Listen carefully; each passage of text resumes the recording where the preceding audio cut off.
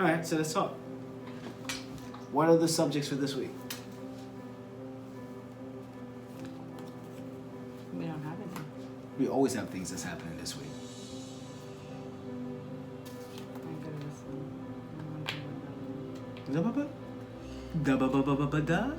So, what's up? My interview with Pastor Dre. Interview with Pastor Dre. Da da da da da. How you gonna interview me on our show? No, go ahead. Interview. All right, so go ahead. It says interview with Pastor Dre. That's what it says.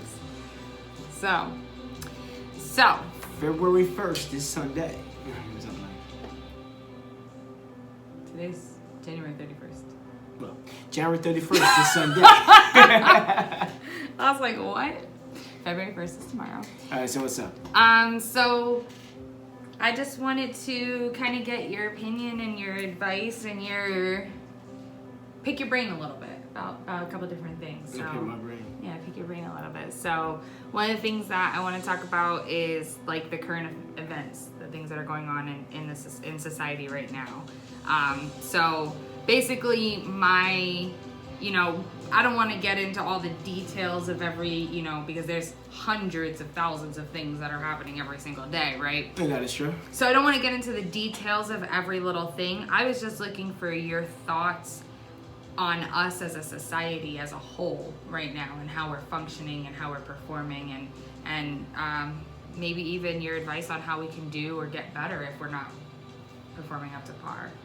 That's a loaded question. That is a loaded Somehow question. that's a general question. I have to get more into a little bit of detail. It is but, a loaded question. I mean, that question is a society, as referred to us. I believe that our society is a mess. I mean, we don't have structure. We don't have protocol. We don't have respect for each other.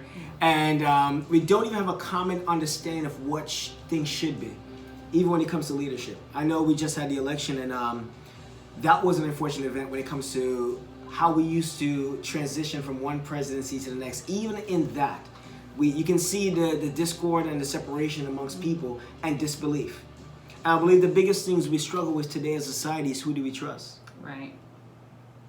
And when you can't find someone to trust or something to trust in, it makes you very unstable. Because if you can't trust anything that's presented to you, even when it's good for you, you can't accept it. You're always skeptical. Mm-hmm. And when you're skeptical, you're never really stable in anything that you do. So it's easy for you to go off the wall. It's easier for you to get high emotions. It's easier for you to be reactive. It's easier for you to deny truth, deny facts. It's easier for you to have disagreements with individual rather than coming to a common understanding or agreeing to disagree. Mm-hmm. And I believe what's been altered in our country is our ability to trust. We don't know who to trust, and whoever we trust don't trust the entire system. Mm-hmm. And that becomes a problem. Where does this start is a question. I believe that it started with God straying away from everything. Because what God provided when God was the foundation of the country, not saying the country operated in the right way according to what God's standards were, but when it was held up that there is a standard that's above all standards that is general across the board, we know we can trust standard morality. Mm-hmm. And we can't trust that anymore because that was taken out. So when everyone is left up to making their own decisions and believing what they want to believe and how they want to believe without a higher being, a higher authority that governs, engages, and creates borders for us, then we have chaos. And so our society today is very chaotic for the lack of trust and direction. Yeah. I think it's difficult too because we took God out of a lot of things and we put man in them. And something that, you talked about today at church is that, it's not about flesh and blood. And when you're dealing with flesh and blood, you're always going to be deficient. You're always not going to have enough. You're always, you know what I mean? Yes. It's when you're dealing with the spiritual and having God as the forefront of the process. So I agree that when we took God out, that definitely played a role. I think that's where the transition started with the abuse of deception and the abuse of our trust and our foundation and the things that as a society we believed, we trusted, our leaders. We trusted them to make the right decisions for us, and that's kind of been broken over the years. I agree that taking God out is a big part of it, because that really altered our mentality. It really changed the way that we function as a whole and as a people, and we got away from understanding the dependency that we should have on each other, because God wants us to be dependent on each other. Yes, He does. And got into this focus of independency because there was, you know, a group of people or a set of somebodies who I don't even know who they are, but that wanted profit.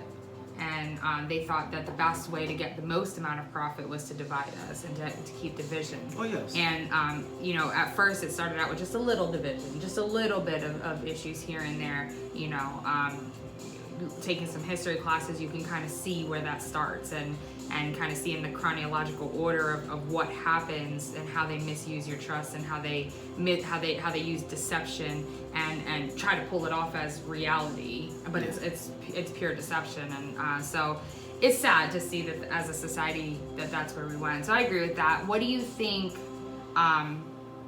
we can do? Obviously we can implement God, but what do you think we can do individually as people to better ourselves in the community of the society? The first thing you want to do is kind of just, I believe identification is extremely important. Self-identity. What God always provided, to go back to that point as we're going to lead it into this, is that God provided stability and identity. Not only identity in oneself, but identity in how we operate in our society. So we have to have the unwritten rule of how we can operate and what we can do and cannot do. Mm-hmm. There's a moral compass that's there in generally. And for us, that has been taken off. So where we can start is actually going back to us. Start valuing us. I believe we run off of profit over people. Mm-hmm. We have to run on people over profit. That means that the first person we have to learn to appreciate, not selfishly, but selflessly, is ourselves as individuals. Mm-hmm. Realizing that we're valuable. In any situation, we provide something that no one else can provide in every situation. And because of that, we have to take care of us the right way. Right. Not take care of us the selfish way, because there's a selfish way and there's a right way. There's a preferred way and there's a right way.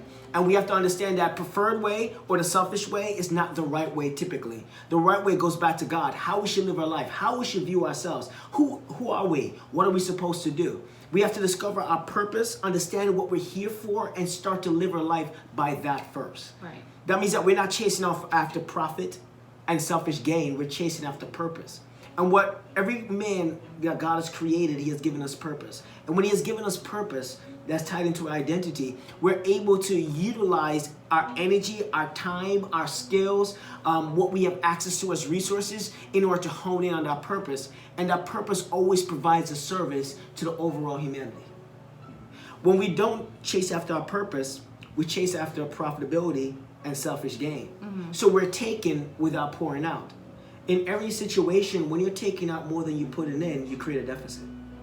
And right now in our society, we live in a state of deficit because everyone is saying, how much can I get? But the true question is how much are you willing to give? Yeah. Because if I'm giving, then I can take out.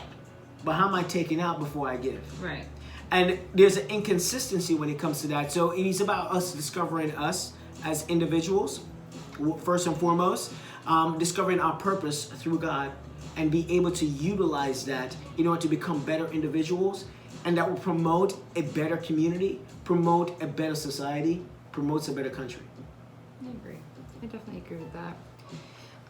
So I definitely think the biggest thing that we can do is, like you said, is self-identify. My thoughts are definitely to make sure that we are filling ourselves up with exactly what we want to be distributing back out. So that's a big one. Yeah, that's huge. I think it's something that we forget to talk about a lot of times. Whatever you're filled up with is what you're going to distribute back out. So if you're filling yourself up with self-doubt or with mistrust and deception, that's what you're filling yourself with, then that's what you give back out when you go back out into the world, or even to, and I use this as the best example because a lot of times when you say that, people selfishly think, well, it doesn't affect me. Yes. It's only going to affect the people that come in contact with me. But let's talk, a little less selfishly, and let's look at it's also impacting your immediate friends and family. Yes. Your children, your spouse, your significant other, your parents, your siblings. They are all directly affected by anything you're pouring out, just the same way you are by them. Yes. So the more you fill yourself up with the right things and encourage those around you to do the same thing, now you have a family of 4 going out into their 4 separate places. And what are they distributing out? Love, trust, genuinity. Yes. You understand what I'm Yes. saying? And you start taking some of these negative things that are in our society out, and when you bring love in, you can't have division. So if you're filling yourself up with love and that's what you're distributing back out there, it's impossible for division to be there. Mm-hmm. It's the biggest thing that I think some of these bigger places wanted us to get away from is the love, because they know with the love they can't make as much money off of us. Oh no. Because we care. So they tried to take the care out and tried to make us almost robotic. But if we bring that love back into the scenario, no matter what situation you're in, if love is your first thought and love is the first thought of the person that's in the scenario, you lessen crime rates. You lessen people blowing up or being radicalized, like what happened, with the Capitol Hill. Yes. And everything. You lessen people just being keyboard thugs on Facebook and calling calling you all kinds of names and everything from behind their keyboard. So you avoid a lot of that because you're approaching with love. They're approaching with love. Love is the foundation. I completely agree. To go back on something you said even earlier, as I'm going to go into the aspect of love, as you beautifully stated, is that divided we fall, united we stand. That's that famous saying. What the devil does, and what a lot of things in our society have done, is that the devil divides and devours. Mm-hmm. When you're divided, you can't really operate to your fullest strength. Overall, that's why in any situation when you look at a predator even in nature, what it does when it finds a herd is that its goal is to separate the weakling from the herd. Mm-hmm. So it creates a separation, so it weakens the herd, and then it can devour whatever it captures. We have to understand that we're only as strong as our weakest link. What love gives us the ability to do is to be able to be connected to someone despite how much they affect us. Mm-hmm. That means I can actually have empathy, not just hopefully have sympathy with someone else. So love unites. While hate, deception, if you profit-minded, it divides. Mm-hmm. Because when you start to pull into yourself and want for yourself and not think about anybody else, automatically you're going to divide the situation. Because if I'm going to take all I can for myself, that means I'm taking away from somebody else. Right. That's just natural. And we don't want to do that. So we have to be careful not to be our brother's keeper. And that's what our identity tied with God will show us how to love unconditionally, by how we acknowledge and notice how God loved us as individuals. And another thing he will show us as we talk about independency is that it will show us our purpose. And in discovering our purpose, we realize that in order to fulfill our purpose, which is part of what we need, we have to give all of us. So even though he give us purpose and a sense of stability to understand that we're significant, he also show us that we're limited, because that alone cannot sustain us. Right. So we learn. So what we do is naturally start to realize that other individuals are essential in our lives, in our society. Mm-hmm. And when we find value not only in us but in others too, because they are needed for our survival, they're needed for our quality way of life, we're able to be not selfish but selfless. Mm-hmm. Because we know that if may not be affected today, but I know your value as it pertains to my life. So at the end of the day, I'm not going to let you get destroyed, because sooner or later I'm going to need your help. Right. So I'm going to approach it selflessly, and that's based on love. And the Bible says that God is love. So those are all aspects of love that as love start to inhabits you and become the foundation of your life, these are things that start to unfold itself, and it becomes a natural reaction that promotes unity and strength. I really agree. I agree. I think I'll take that into my closing topic. What's that? Which is basically for whatever reason, we're part of the keyboard thugging on Facebook and other social media outlets is that we are referring to each other as sheep. As sheep. And like we're just willing to just follow to the slaughterhouse. But the truth is, I want to redefine the term sheep in a way, because I know that when people say it, they mean it in a negative way, especially like if they say it towards me directly. Mm-hmm. Then I know that they mean it in a negative format. They're not saying it like, oh, you're Jesus is your shepherd and you're a great sheep. They're not saying that. So, but I want to kind of redefine it a little bit and say that I am a sheep, and we all are technically sheep. Because we start out as blank canvases. We start out not knowing, and whoever we decide to make our shepherd decides what direction we go. Is Jesus our shepherd, or is the devil our shepherd? You know what I mean? Is sin our shepherd? You know, and you start to, you know, go into these, you have different ways of life people to go down. Are drugs your shepherd? Are you know, being a criminal your shepherd? Whatever it is, you know, throughout the years, whatever you decide is your shepherd that leads you and guides your life. And I believe over time you can change shepherds, and I believe it's a decision and it's a choice on what shepherd you're going to follow. So my question, I guess, to you would be in this: how do we transition if we were sheep of the world or we were sheep of other people? How do we transition from being considered sheep of the world or sheep of other people into sheep that are under the shepherd, that are going to the place of hope, that are going to the place of love, that are going to that foundation of trust? How do we transition? Because I know we can make a choice at any time in our life. So how do we do that? I believe you started correctly when you talk about redefining what sheep is. The first thing is that we're all sheep. The Bible said that we're sheep at the end of the day. What makes a sheep unique beyond when it comes to other animals is that sheep is dependent upon a shepherd. Mm-hmm. And you said it. We all need to be led by something. And whether or not we choose to be led by God, we're led by something else. We're led by, yes, right. At the end of the day, we always are led by something other than ourselves. A good way to assess what you're led by is that you have to unbiasedly take a step back from your life and your decisions and look at it and say this: am I led by self-interest or God interest? Right. Because even when the devil tempted Eve, he tempted her with self-interest. He promised her that she can obtain what God has. She can be like God. What this world would do, as it refers to profit again, is that it puts self-interest as number one priority. But we have to look back and say, is it God interest that I make my decisions and I live my life? Or is it self-interest? Even people who go to church religiously, even people who study the Bible religiously, is not really about what your decisions are, where you are, but your intent behind what you're doing. And when we can assess our intent behind what we're doing accurately, then we can readjust accordingly. So once we assess it and we say, well, you know what, maybe, because all of us, I believe, are in percentages. There's some people who are a greater percent of profitability rather than God's interest. Right. And there's some people who are more God's interest, but there's a portion there that is self-driven at the same time. The goal is to be completely selfless, right, in the presence of God being the complete shepherd.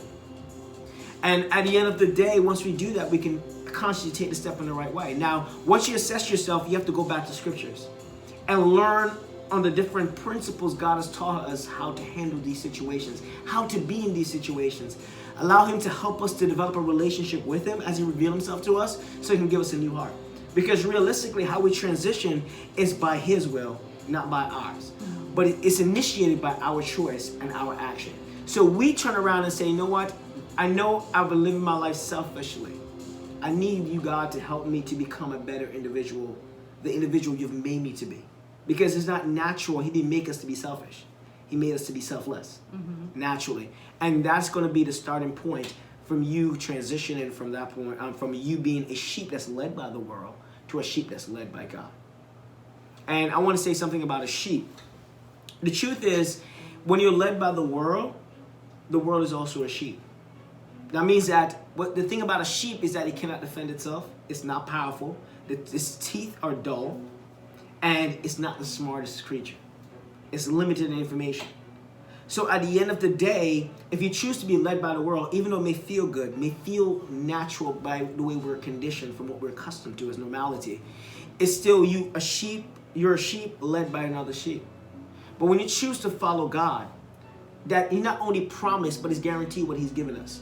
Even if we don't reach eternal life, what the quality of life he gives us today when we have faith in him, why the things he teaches us about ourselves when it comes to self-identity, how we should live a life, how we should approach things, how we should consume ourselves with trying to fulfill and distribute our purpose in this world. Increases the quality way of life, our perception on life immediately. And he's a lion, the Lion of Judah. And I heard this analogy and I believe it works well. A group of lions led by a sheep will always be defeated by a group of sheep led by a lion. So we have to make the decision to realize that we want to be led by a lion, and that is God. And it may not seem as if we're getting what we want, but it's not about self-interest. It's about purpose and a divine direction, and that's what he can provide. That's how we transition. I completely agree. So thank you for joining me today. Okay. I appreciate it. That was my closing question, but I want to close out with giving you the opportunity to talk, because I know starting next Sunday, you have some exciting things going on your social media pages, so I wanted to give you an opportunity to talk about that. Yeah. Well, next Sunday, a lot of people for the past couple months have been asking me, when are you going live? So finally, for next Sunday, we're starting to go live February 7th at 10 a.m. Sharp. Not saying you have to be sharp, even though I'd like for you to be sharper. If you're going to be late, still tune in, still actually come on. Obviously, we are definitely welcome to have you, but we're going to start having services. It's going to be about an hour. It's going to be a short worship just to saturate our minds, our environment, and the place with the presence of God through music, and then go into the Word of God as He's leading not only me but each and every one of us into some truth that we all would need for the journey that we're on called life. Overall. So starting next Sunday, we're going live, ladies and gentlemen. It's going to be exciting. It's going to be informative. It's going to be inspiring. And it's going to be something that I believe is going to be life-changing. Because it's not about me. It's about what God is about to do for his children. Not saying you can't get it anywhere else, but I can't guarantee what you get anywhere else. I can guarantee what God is going to give you through myself and through our ministry and through this program. So I definitely encourage everyone to actually take the time, take an hour out of the day to stop in and see what God has to say to you. All right, so February 7th is the starting time live at 10 a.m. So exciting. Yep, facebook.com/ARThompson20. Yes. So, and I may be making a special appearance. Of course you will. Yeah, you never know. I may be on there. We'll see. So. Of course. So, well, thank you. I'm gonna close out here by saying I have something coming up on February 12th that I want to talk about, which is my girls' night in. You gotta talk about that. Yes, I'm so excited. I cannot wait.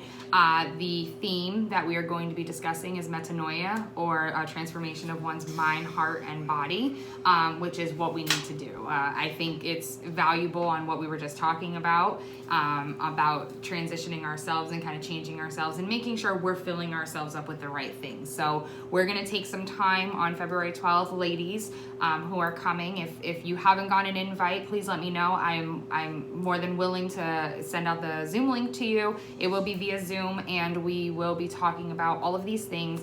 I want to help ladies that are in my life and that I know, whether I know you or not. I feel like you're my sister, so regardless, I want to help you and encourage you to fill yourself up and be the best version of yourself that you can possibly be. Distribute that back out into your children, into your relationships, into your homes, into your families, and then hopefully your families can then distribute that back out as well. So that is my goal with the Girls' Night In. It's February 12th. It starts at 7 p.m. sharp. It'll last approximately a half an hour, and we'll go from there. It'll be fun. We'll have some music, games. I'm doing a giveaway, possibly 2, depending on how many people we have. So the more the merrier.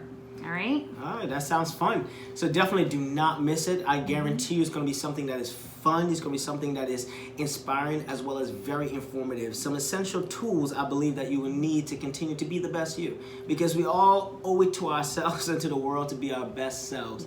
And if you can, why not do it?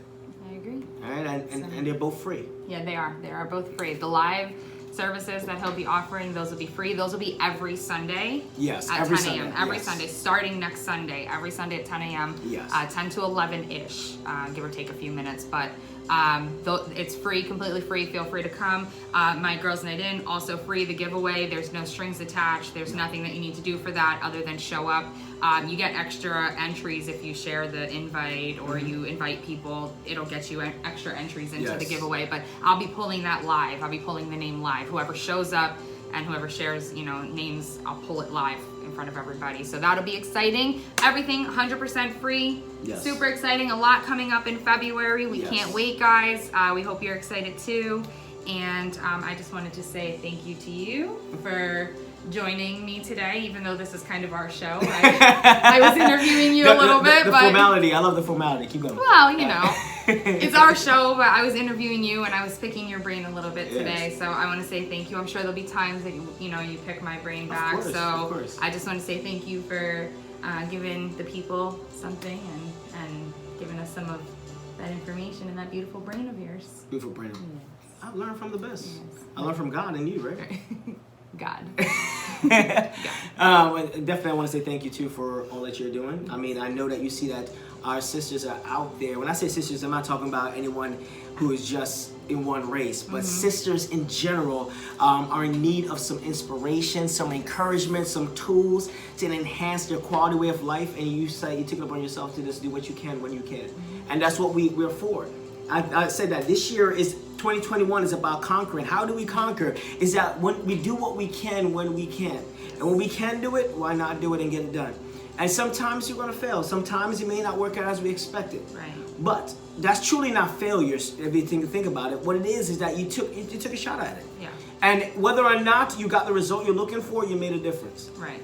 And we're going to make a difference. I'm not just talking about us, but us. All of us. So we invite you to join us in making a difference as we continue to do what we can when we can. All right, so let's conquer 2021. And it's another day with Dre and Rose. Stop playing. Thank you for watching. Thank you for being a part of it and taking your time with us today. We really appreciate it. Yeah. See you next week. If this video was inspiring, insightful, or even left you a little curious for more information, please comment down below. We would love to hear from you. And if you also enjoy this post, I'd be very grateful if you help it to spread by emailing it to a friend or sharing it on Facebook or any other social media outlet. Thank you, and I will see you next time.